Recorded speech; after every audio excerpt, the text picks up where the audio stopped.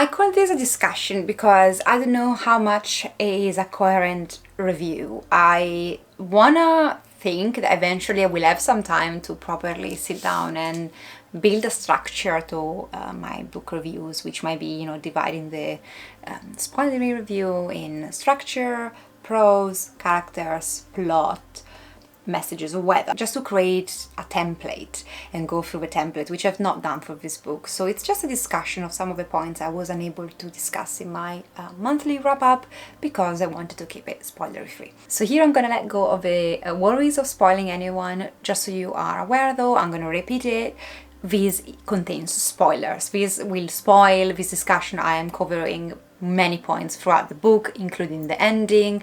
I am not going to go in any nitty-gritty details, but I will definitely spoil stuff. So I think either you're not interested in reading these and or you've read it and you're just happy to hear a discussion and then maybe contribute to it in the comments down below. So with that premise in mind, I don't think I need to give you any lengthy synopsis of this book because, again, either you're never gonna read it, therefore you might not care very much, or you've already read it, so you don't really need a lengthy synopsis. All I'm gonna say that The Will of a Man is the start of an epic high fantasy. It's inspired by the Roman Empire. I say this very, very skeptically.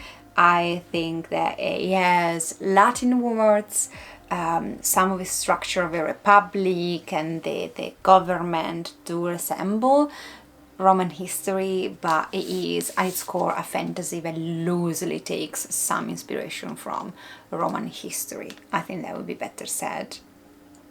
And it's the story of Viz, who is this hidden royal, who is the only boy who has been spared when the Republic takes over his island, and he manages to flee. He manages to make a life for himself in the slums of a city, and he goes hidden until a Quintus, which in a way is from a book like someone quite higher up in the society. A Quintus reaches out to him and just say, I need your help to infiltrate the academy, which is this school that you attend in order to get prestigious jobs or roles within the society and in the Republic. So I need you to go in. We don't know exactly why it's chosen at the beginning, and I need to for you to kind of work as a mole inside this academy to find out what happens to my brother, who I believe was killed, but they say that he was suicide, and I don't believe that. So Viz finds himself in front of a very impossible choice, a choice that's not really a choice, and he needs to go to this academy. So that's the basic premise, and I think I'm gonna, in this just general chat, spoilery chat about this book, I will start with the more negative things, the things that stood out to me on the negative quote-unquote, just to switch things up. I usually start with the good parts, I think, do I? And then I go into what I liked about these, mixing a bit things because sometimes I need to mention the bad and the good at the same time. But let's start with the negative. Overall, I had an enjoyable experience reading this book. I think I ended up giving like a 4 or 4.5 stars. I think in hindsight, now that 3 months have passed, I would run it up to a 4, not a 5, as it didn't stick with me constantly as initially I thought it would. I really liked certain things, but I find other things a bit rough or not to my liking. So I think I've enjoyed these overall, but not as much as probably other people did, whilst recognizing some of its, I think, very obvious qualities. At the very beginning, I found these to be rough. I was like, okay, I'm not seeing the first 20 odd pages. I was like, where are we going with these? And then this motherfucker comes out into a fighting pit completely naked, and he had my attention. Now, I had a lot of questions around why would you do it this naked, and then I understand that because of the way the wheel works, he didn't want to be pulled through his clothes or anything. But I was like, there are more painful thing you could be pulled with And then clearly that's not how it works, because you can't pull just skin, I believe. So it worked out in the end, but I definitely had a lot of question on how wise that actually was. And I'm pretty sure again that in the book it makes sense that he's naked, but I also found it, okay, you got my attention. I keep my questions around how wise, how advisable this would be in reality, but maybe I can suspend belief and see your point. And one thing I definitely cannot fault of this book is its ability to remain interesting throughout. I think once I was used to the writing style, which wasn't my favorite thing of this book, I really liked the moral dilemmas that he brings to the front. I did not find his writing style overall particularly outstanding. It wasn't bad, but it was just quite neutral for me. However, I think it does very well tension, and this is very fast paced overall for being like such a big book. So yeah, the guy, this comes out naked, he fights in the pit, and then you kind of then quite quickly move on to him getting to the main city and then the academia. And I think that it's when the complexity starts to also be more present for me, because I think one of the major gripes perhaps I have is how poorly, in my opinion, the way the wheel works is explained. And I'm not saying about how much strength you obtain from people in the pyramid scheme. I get the ranks. This is not what I'm confused about. What I'm confused about is actually in its practicality, how the wheel actually works in metaphysically, if you want, like how do you actually do things with the wheel, like almost like magic, scientific stuff. That is when I think it's quite blurry, it's not very well explained, and when it tries, I think it's not clear enough. So I was, as I said in my very non-spoilery review, was like, if someone understands really the intricacies of these, please think about, you know, making a schema for me, just explaining it down to the tiniest detail. Because I thought it was a big part of what was going on, it was actually like a bit like the base of like all the system generates and revolves around this wheel. So I wanted to have a bit more insight in what the wheel was. And that was overall quite disappointing. Even the fact that you gain this strength, you kind of become superhumanly strong. How would that work, technically speaking? I know it's a fantasy, you know, you say, but that doesn't really matter, like it's just, see these as just a fantasy that makes sense only to an abstract level. But yeah, because it feels quite scientific in its explanation of certain things and certain mechanism, I like, I don't know why it frustrated me. I don't know why, as someone who reads fantasy very often, if not like every day of my life since I can remember, why is the wheel not being explained bother me so much? I don't have a good answer for that. I think it's just something that maybe I was just craving more, because actually I found it quite interesting as a concept. Another scene toward the beginning, I think they go and see this tournament in the Colosseum. I don't think it's called the Colosseum, but you know what I mean. In that scene where he gets to kind of know the rebellion and, you know, the people against the Republic, he gets a meeting with their boss, and then as he comes out, Sardonia, she stabs him out of the blue. And that is something I don't understand. Like, how can you just stab someone and explain to them afterward? And now that is simply accepted in a sort of sense. Yes, he gets angry, but like, you don't stab someone without explaining to them. I mean, you don't stab someone, period. But the fact that she just does it to basically a complete stranger, and then he just stays there and hears the explanation of why he's just been stabbed, as if it was not such a big deal. I was like, but why? Like, this doesn't make any sense. Like, it makes no sense. So that, and another thing that absolutely I found very ridiculous, absolutely bonkers, probably the thing that really I went, really? Islington? Really? Is when he makes us believe that these, only 3 years after having left the island of Sus, I think it's Sus it's called, after having left the island, just 3 years prior, He's a teenager. He's not like a baby that's now grown into like a young man, and so therefore like it's very difficult to recognize him. He was already a teenager when he left, and now he's going back 3 years after. And how the the people that he works with against his will, or that he actually wants to work with, how they don't think that the people of Sus would recognize him. I find that bonkers. They don't even disguise him. They don't even try. They just say, oh yeah, you left at 15, you're going back 18, no one will know it's you. And I'm like, cut his hair. Just wear a mask. Just color his hair. Just, I don't know, put some makeup on the guy. Like, you can't just go there and pretend that no one remembers you. Not only no one remembers you, but you're not like a, the boy, the butcher, who lives in the outskirts and just knows, the tiny village he grew up on. He is the bloody prince of the island. So there are pictures of him. They're gonna be like, everybody probably knows the royal family. And so I thought, how can you fail to contemplate even the idea that someone recognizes him? And then of course they arrived to the palace where he used to live. He has lived there for 15 years or something of the sort. And surprise, surprise, one of the staff of the castle recognizes him, pretends he doesn't, but of course he recognizes him. And I'm like, he recognizes me, but of course he does, like, you are the same, like, we don't change. Look at your pictures when you were 15 and when you were 18. Tell me that no one would ever say or recognize you. Like, that is impossible. Like, that's ridiculous.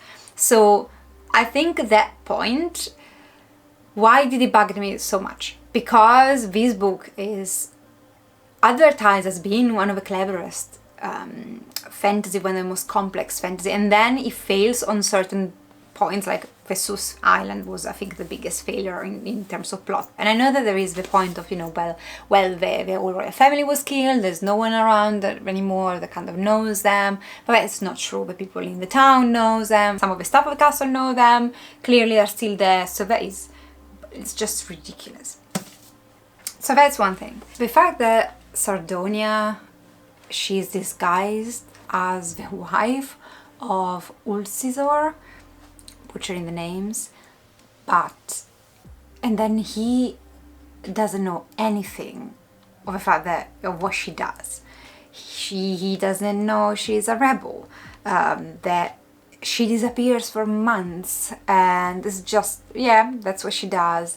And then at one point she's really eager to meet these, and they disappear for hours and no one asks questions. That also I struggled a bit in believing that Ulcisor is so suspicious, is so actually proactive in seeking the truth, would completely ignore what's going on with his wife.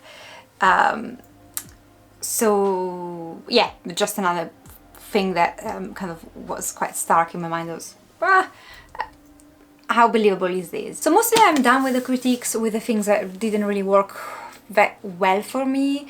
Oh yeah, there is another thing. One other thing that probably is quite major thing that didn't make me love this to pieces as other people did, and it is Viz himself. I think I'm more used to heroes that grow into being a hero. I like to see my hero struggle because it gives me an idea that you can start with weaknesses and you can empower yourself, right? You can, through strength and through dire situations and losses, eventually you will find your footing, you will find a way to stand your ground.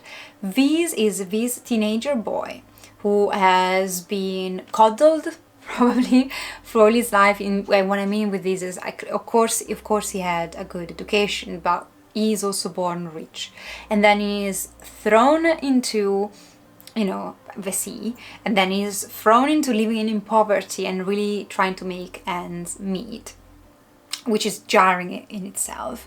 And then he gets everything right. He's a hero who gets things right from the beginning. He's the smartest, the most competent, the luckiest guy around. And so I didn't feel the struggle of Viz, because if someone that comes across so accomplished from the beginning, that I didn't dislike Viz, I admired Viz, but I couldn't connect with him that much just because he didn't struggle. I can't explain in any other way. Like, of course he struggles through the plot, a lot of things happen, but he's someone who kind of, you already know that he will always end up on, his 2 feet. And he's also quite vocal about how clever he is and how better he is at fighting, because he's fought so many duels that he can fight everyone, of course, and win. And of course he does, because he's such a great fighter. Of course he can pass all the exams because he studies so much harder, so he's smarter than everyone. And he does that in a way that it's less humble than the author, I think, wanted him to sound. And then the author trips slightly on something that's quite silly. So for example, there is a point toward the beginning when they take the transvect, which is definitely something that I don't understand how it works. But anyway, so Vizzy is making a point of how stupid people are not to understand how these transvects work. It's so obvious, of course, how this works and how the wheel works. Like, he knows it all. And then they actually go on the transvect for the first time, and he's surprised that the transvect has to go up vertically. And say, oh, why are we going up? And they have to tell him, well, duh, because otherwise we would just move and bump into everything in our way. So you need to go up in order to just go across the air without any obstacles. So that's what I'm saying when I say that the author stumbled a bit. That was not well thought. Having your character, like, just straight before doing saying a silly comment like that, going into like a small, like, I'm so clever, like how they can be so stupid, not understanding how it works, it's obvious how it works, and then say something so stupid. I just wonder if the author had any thoughts about how the 2 things next to each other basically would feel.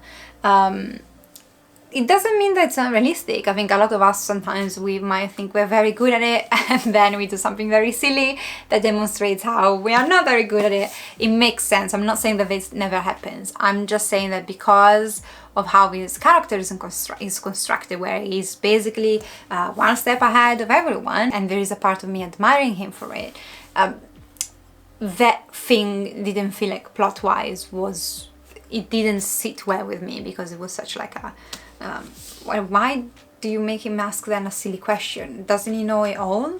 It's not all bad. I do honestly mean, though, that there were also fascinating points, following a character who actually acts quite cleverly rather than with impulsivity. And I think that was quite refreshing. So it's also something that I'm actually curious to see how the author builds on it, because it is quite new as a kind of protagonist. It's also like, for example, the place with the spot where he tells Edini that he has escaped in the forest and what he found in the forest. And I was like, why did you tell him? And then he explains to us why he's done it. And I thought, okay, that is actually quite brilliant. I enjoy the fact that there is violence in this book, but there is a lot of thoughts that go into the actual violence, and violence a lot of the times is averted by just you using your wits, which I actually really admired of this book. I actually found quite brilliant. I actually think that it is, to a certain degree, also more realistic. Not always, not in all contexts, but if you're talking about people that come from privileged backgrounds, as in the academy, where they are also kind of they probably have a facade of politeness, they have certain rules that they follow, they have a certain way in which they are grown. It makes sense that in front of threat they would use diplomatic ways at times to resolve it. It is something that makes sense for the context in which they are living. And it was also, again, quite refreshing thinking that not everything would have to become a brow or, head with roll, that actually he can get around to different solutions using his cleverness. I find it quite intriguing, the whole concept about, the people, the kind of zombies that are in the scripts, the voices, the labyrinth thing. I wasn't sure about. The labyrinth thing, for a second I was like, is this just like a actual labyrinth? And then, yes, I think that is what is And again, a better explanation would have helped me there on understanding why it's so important. Then of course there is the, you know, the hidden plot, the hidden labyrinth. Sorry if I'm not using the right terminology, it's been 3 months, so certain things, certain terminologies I don't remember anymore. So it makes sense, an insight on why the labyrinth has been like kind of like something taught in the academy. I make sense that a lot of the answers we will get in the rest of the trilogy. I think it's just a trilogy, maybe more. So I don't know that, I'm not saying that I want to know exactly everything now. I actually think part of the power of this book is in making you get out of this book with so many more questions that you entered with. It's one of those books where I opened up knowing, okay, this is what I know about life, and then I got out of this book thinking like, I don't know nothing about life and I need to find everything, which is quite exciting. So I get all of those parts that are quite fascinating. I absolutely found the end terrific. That is why I think I gave it 0.5, is because this is an end that generally made me go, what the fuck just happened? Everyone, stop it. Stop what you're doing. What just happened? And I've read a few books by now in my life, if I may say so myself, and I have read shocking endings, but this is one of those that will stuck with me. If I will do probably a list of the most shocking ending books. That's actually a good idea for a movie, for a video. But this is definitely one that goes in the top 10 of what just happened moments. And it was so good, it was so brilliant that I actually gave it like 0.5. What are we gonna do now? Are we gonna have two realities that we're gonna follow? What does it even mean? Are we going to like the alternative universes? What's happening here? I'm just thinking Marvel, I don't know why. Because the multiverse, but I just thought, okay, that is actually very interesting. You got my attention, and if I would have read the sequel even without the ending, but the ending sealed the deal for me. I also really enjoyed the concept of having a republic that is evil, and a republic that it's not in the service of the population. Looking at how the republic can be as corrupt as any emperor or sovereign or like kingdom, like what is the deal with that? Because I think there is something that, you know, the republic is always the good guys. In any dystopian, science fiction, fantasy, the republic is the goal, is what you end up with. They defeat the bad king, they defeat the tyrant, and everyone lives happy. And this is saying, no, this is a republic and everyone is miserable, and the rich are richer and the poor people are exploited, which I personally took it as very much like also a commentary on taxes and what taxes do to, you know, the working class and the lower middle class of a country. And I found that concept really thought-provoking. It really made me think on how much exploitation can be masked as, you know, this is for your own good, this is for your own good. So many of the discussions that he brings to the table with this book are also part of the big reasons why ultimately I get why this book is so well praised. I have definitely, overall, if I have to put on a weight what I liked and what I disliked, they liked would weight more. And again, I do stand by my 4 full stars. And some of those moral questions, such as, you know, what happens when you are not necessarily the one oppressing others, but you are the one staying silent, or maybe accepting even to be oppressed in silence. Are you then complicit in what's happening to you? And I don't necessarily embrace the view that Sardonia and, you know, the rebels, if you want to call them that, they have the view of, you know, oh, if you are silent, therefore you are in a way, in some shape and form, condoning and accepting these, and so you also are part of a problem. I think it is a privilege to be able to say such a thing. It comes from someone who has things that you can rebel, but when you have nothing, or when you don't know that you could have any different, when you generally have no idea of, you know, of a different way of living, because you're really not given any opportunity to live any differently, then what is the alternative of being silent, being killed. And in a sense, I perceived that the rebels were like, oh yeah, you get killed, fair enough, but that's you standing up for yourself, you getting butchered and killed. And I just said, yeah, it's easier said than done. It's not, I get what they mean, but I also thought that they were simplifying human instinct of staying alive, and how much embedded it could be in a culture, in a group of people, that staying silent, it's the way to be, it's the way to go. If you grow up in a certain class, for example, that's what you're taught to be. Like, people don't have certain expectations of you. You just live your life as the rest of your group does. Not everyone, but it is not that available for certain people. Even the consciousness that then you need to actually stand up and make a different choice is about information, is about emotions, is about support from others. I'm not saying that there is not the oddball here and there that will stand out, but I wouldn't necessarily dismiss or call, oh, you are part of a problem, or you are the problem in itself, for those that are necessarily silent, because I think there are so many more nuances behind it. Doesn't take away, though, that both things are true at the same time, in the sense that I did see truly what she was coming from.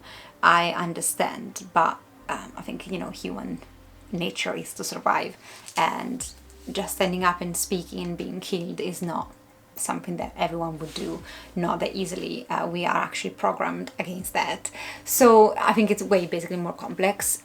So that very glad to had even that conversation with others in the book club when we discussed this, to be able to reflect back. There's so many more things that might pop in my mind if I was to speak with someone about these, or maybe in the comments. I'd love to know your take on it. All the discussion I truly enjoyed. I loved particularly the point that this was recounting what his dad told him about ruling, and how you don't rule only over the people that you think they deserve it, but you rule over everyone, and how there is no perfect human being that can encapsulate all the things that a good ruler needs to be in order to be actually an excellent ruler. No human is that perfect, and yet someone still has to rule. And I guess I also saw that as a comparison with having a republic, right? Whereas no one technically is ruling, but yet we know that's not the truth. Like, there are still people ruling. It's just that it's not like an emperor, one single individual. And are these people that are more than one, are each one of them embodying one of his qualities that an excellent ruler would have? So are they basically the sum of their parts better than their singular values that they can bring? And the answer is probably not, at least not in this world where the republic is very much corrupted and exploiting people. So that the sum of its parts is not enough. So the republic is not the solution, because you can't create a human being the perfect ruler, even having different humans converging and kind of ruling together. That is also not effective. So what do we do with that? The discussion of killing innocents, or killing to get a point across, or in order for the revolution to happen. So many points I really loved stopping and thinking about them. And I think that is the biggest strength of these. It does have great twists, although some of them I thought they were a bit like, I don't know, like twist after twist after twist, and I'm like, okay, but for example, the Sardonia one, to get back to the Sardonia and being the wife of Ulcisor, I think it was handled quite, I would have liked for that to have more explanation, more, it was definitely a twist, like it was like, what? Wait a second, what's happening here? But then the explanation on how she came to be the wife wasn't really there. The explanation on how Ulcisor puts up with the fact that she disappears, that he has no hints about what she's up about. It was a twist not developed enough, in my opinion, and therefore it was a twist at the beginning, but then I was like, yeah, a bit nonsensical. So we had a couple of those, but most of the twists amazing. Again, the end is absolutely like batshit crazy. I really enjoyed the final betrayal that they go through. I almost was in tears. I felt the betrayals. The death of Khalidus, I think it's the friend of his, they really hit me hard. I was just really generally said. The Aqua character, very interesting. I think all the characters in here are quite interesting. There are somehow, like in the academy, there are quite easily fitted into category, like there's a, you know, the unfriendly one, the winner is going to be an enemy, we have the one that's going to be the betrayer, we have the one that actually initially is skeptical, Aqua, and then turns out to be one of the good ones. Those characters are not unique in their presentation, yet I like the cast of character. Again, Kalidos, it was just heartbreaking. I'm quite fascinated by the leader of the academy. I am also fascinated by understanding a bit more about the military, government and religion. I think all of those answers will given to us a bit more, like more in-depth explanation.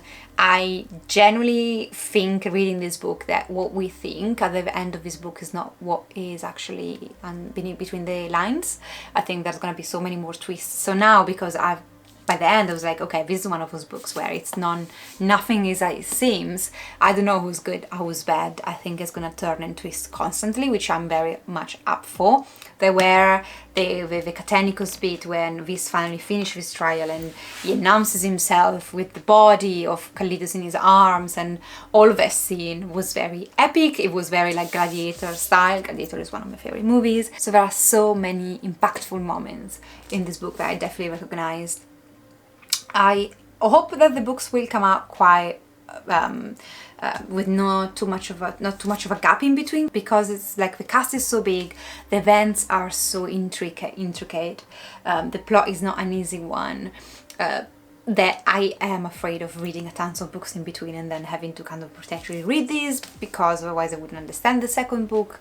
But because this is somehow fresh, I will try to get on the sequel, just realizing the complexities of, you know, it's best just to read these quite quickly in between each other to get the best out of it. Having like a continuity of a story might benefit me. I think, as always though, as something that's so hyped, it is always a bit bound to fail. Like most of the time I felt myself like I am so hypercritical of something that's so hyped that I will unpack it. I will look at the smallest detail and say, oh, okay, you're not that perfect, because of how much praises this book got. I do wonder if I had got around to read these before the praises, if I had actually judged it less harshly. I think it would be fair to say both are true. I think I would still find a couple of plot points a bit jarring, but at the same time I think I would have not been so overly critical of what I think overall is a very refreshing, entertaining, nuanced story. So that is to say, this is what I wanted to kind of discuss a bit more into spoilers if you want. I wanted to share why a couple of plot points didn't work out for me and I couldn't without spoiling it. But I also wanted to have another occasion to shout the praises of this book. What am I looking forward in the sequel? Just to conclude this discussion, I am looking forward absolutely to find out what is about the ending. Are we speaking about now having two different versions of these and see how, if ever, meet? Or would it be cool to have a fantasy story where the actual two versions never meet, and so you follow one story and then the parallel story with different decisions that bring to a different ending? Kind of a sliding door movie in a book format. Loved that. I think I never knew of a fantasy like that before. I'm looking forward to know more about the brother of Ulcisor. I'm eager to discover more on Viz choosing to go into government. Although I get why the Islington did that, because I think making these going into government, it's the least likely place we would expect him to end up in these, throughout the novel. And with the Kalidos excuse, if you want, then it sets up a twist in a very smooth way. So I was like, yeah, I know what you're doing here, because you wanted to give me another twist, and that is indeed a twist, because it's something that I wouldn't necessarily have called for. And curious to know more about them. I'm curious also to know more about the tensions. Where are they going? Ulcisor exploiting these and pretending to be a fatherly figure in a sense, but then really actually pushing on the island of Sus, really pushing him to do what he's there to do and threatening him, and how that is going to impact their relationship. I'm glad we leave the academy behind, which is something that I didn't particularly love, the academy. I think the academy was not used as much as promised. Like this is, oh, it's a dark academia in Roman time. No, the academia part is neglectable in a sense. I think it's the backdrop for the events, but it's not like a proper school where we actually, it's all about the school and the lessons, and we get to spend a lot of times during the lessons. The lessons are just an excuse to tell us how much this is awesome and how quickly it moves from class to class, and it does that very quickly. We don't spend much time in any of the classes, so the academy side of things was overall disappointing, now that I am actually thinking about it. So I won't miss it because it didn't attract my attention. It was kind of like, okay, this is not really a dark academia. It's like, oh, it's one of those kind of dark academia where the academia don't think it's employed as I wished it was. So looking forward to him growing up, doing other stuff. Looking also forward to like what happens with the relationship, you know, the romantic sides of things. What is the deal with Idini? Why did he refuse to take part in the final tournament? I think that is one of the things I'm more curious about. Like, why did he say no? To what does he know? What's going on with these caves, with the labyrinth? All of those questions, really very much looking forward to finding all of those answers. So, and I must say, to end for today, is I'm really looking forward also to all the, as I said, you know, all of those kind of topics about the Republic being bad, and all of those discussions about what is corruption, what is morality, what is right or wrong.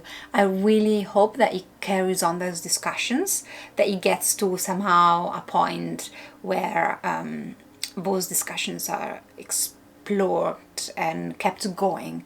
I hope he doesn't forget about them. I'm very happy if he introduces new ones, but even if he doesn't, even if those topics are the ones covered in the series, I hope that they keep kind of being brought to the front. And, you know, maybe the way the characters act or think, that can also kind of make me think differently, see things from different perspectives. But at the same time, I must admit that when I think about picking up the next one immediately, I don't feel the eagerness. I feel like, oh, I've got other stuff to read. I'm okay if this comes up in different months. So I know that's a bit contradictory. I know that I said I want to read this as quick as possible, not to forget stuff, and that is true. But I also don't feel that kind of, I need the sequel now, like I will go and queue out of the shop when it comes out. No, I don't have that love and the attachment, and I think again it's due to some of the critiques I brought in this book. I'm a happy witness, but I am not invested. But it would be the best, I guess, summary of how I feel. Happy to see what happens next, but I don't feel like you got my heart yet. You got my curiosity though. James Ironton, you got me curious, which is a very positive thing for me. I love a book that actually generally makes me wonder what's next. So maybe not love, I definitely accept curiosity as a very positive overall emotion or like state of mind to be left with from a book. Guys, that's all. Let me know what you thought about some of the points I raised. Do you agree? Do you disagree? Let's chat in the comments. I hope to see you next time. Go well, everyone. Ciao!